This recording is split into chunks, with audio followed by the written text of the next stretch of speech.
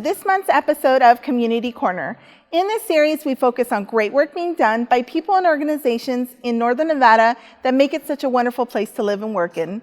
I'm Angelica, your host, and I'm here with Susan Abele, co-founder of Reno Gastro Project. I'm so excited to be here with you today. Susan, tell us a little bit about what the Reno Gastro Project is and what inspired you to create it. So Reno Gastro Project is, the concept is really simple. We're buying meals from locally owned restaurants and providing them to people facing food insecurity in our community. Wow, that seems like a pretty big project. What inspired you to start creating that?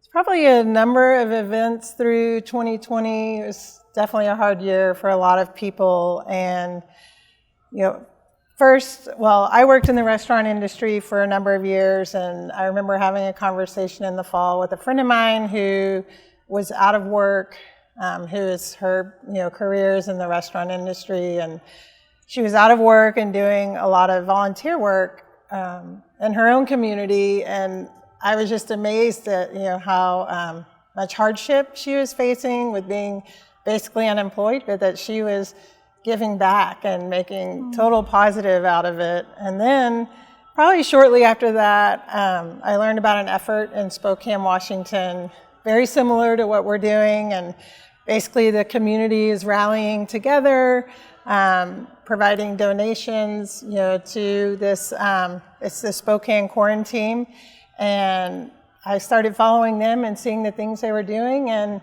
said, hey, we can do that here in Reno. There's definitely a need. So that's how we were born. I definitely feel like there is a need. So tell us a little about the restaurants that are participating in this, and how many families have you helped and provided meals to?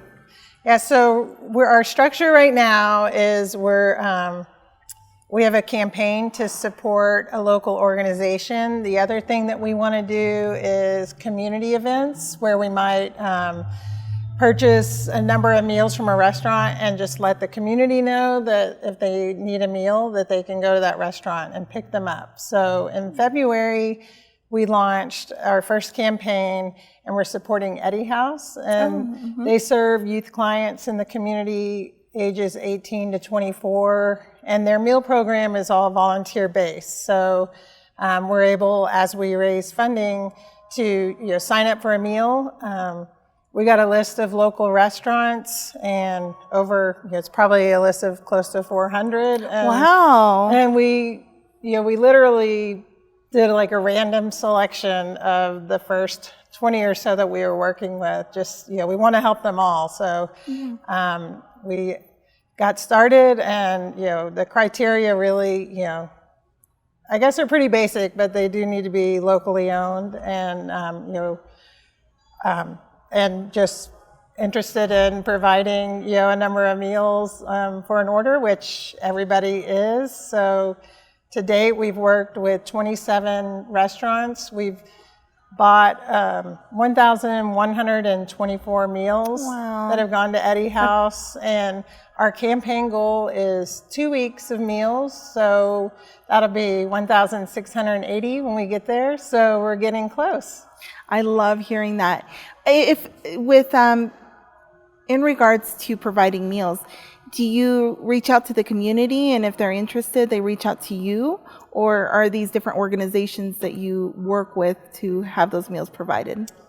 And so far, all of our financial support has come from the community, and we mostly have been reaching out through social media. We have a Facebook page and an Instagram page, and we also have a website. So people have connected with us through there and provided donations. We just finished in May an effort called Miles for Meals. So we had people signing up who were either hiking or running or biking, and they pledged $1 per meal or $1 per mile completed to Reno Gastro Project. So the numbers are still rolling in, but I think we raised over $1,000 with that effort. Wow. And we're going to be planning our first community event with those funds. That's so exciting.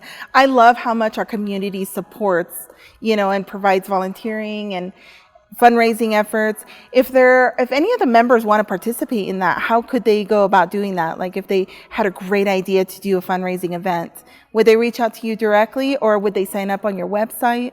Yeah, they can send us an email through our website, and or they can contact me through social media, through either one of our pages there. Awesome. Do you have any upcoming events right now for fundraising efforts?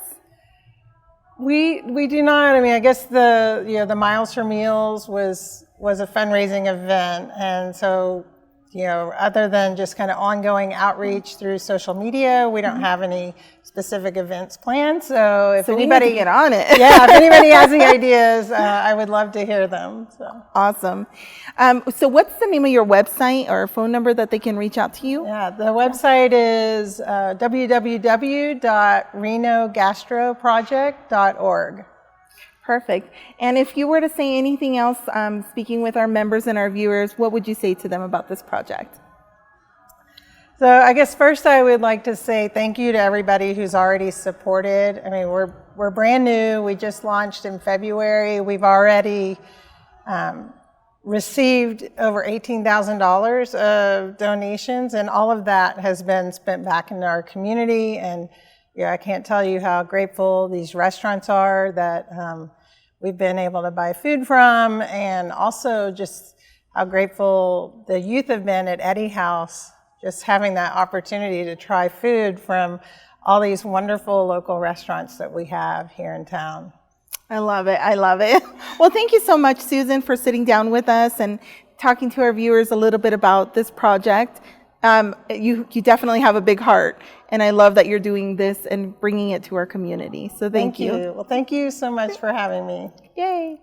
Well, that's it for this episode of Community Corner. Be sure to tune in next week on our To The Point special edition episode. Also, check us out on YouTube at RSAR Realtors. Click and subscribe so you never miss an episode. And remember, we can make a difference together.